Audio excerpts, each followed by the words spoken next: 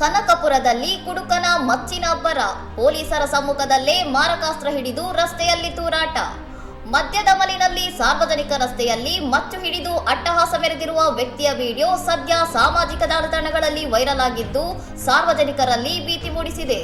ಅತ್ಯಂತ ಆಘಾತಕಾರಿ ವಿಷಯವೆಂದರೆ ಪೊಲೀಸರು ಸ್ಥಳದಲ್ಲಿದ್ದರೂ ಅವರ ಎದುರೇ ಮಚ್ಚು ಜಳಪಿಸುತ್ತಾ ದಾರಿ ಹೋಕರಿಗೆ ಬೆದರಿಕೆ ಹಾಕುವ ಮೂಲಕ ಕಾನೂನಿನ ಭಯವಿಲ್ಲದಂತೆ ವರ್ತಿಸಿದ್ದಾನೆ. ಕುಡಿದ ಮಲಿನಲ್ಲಿ ತೂರಾಡುತ್ತಾ ಸಾರ್ವಜನಿಕರ ಜೀವಕ್ಕೆ ಅಪಾಯ ತರುವಂತೆ ವರ್ತಿಸಿರುವ ಈ ಕಿಡಿಗೇಡಿಯ ದರ್ಪಕ್ಕೆ ನಾಗರಿಕರು ತೀವ್ರ ಆಕ್ರೋಶ ವ್ಯಕ್ತಪಡಿಸಿದ್ದಾರೆ.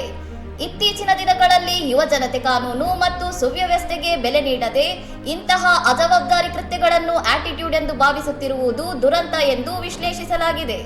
ಸಾರ್ವಜನಿಕ ಸ್ಥಳದಲ್ಲಿ ಶಿಸ್ತು ಮತ್ತು ಶಾಂತಿ ಕದಡುತ್ತಿರುವ ಇಂತಹ ವ್ಯಕ್ತಿಗಳ ವಿರುದ್ಧ ಕಠಿಣ ಕಾನೂನು ಕ್ರಮ ಕೈಗೊಳ್ಳಬೇಕು ಎಂಬ ಆಗ್ರಹ ಕೇಳಿಬಂದಿದೆ. ಇನ್ನಷ್ಟು ಸುದ್ದಿಗಳಿಗಾಗಿ ನೋಡ್ತಾ ಇರಿ ಸೌರಂ ಟಿವಿ.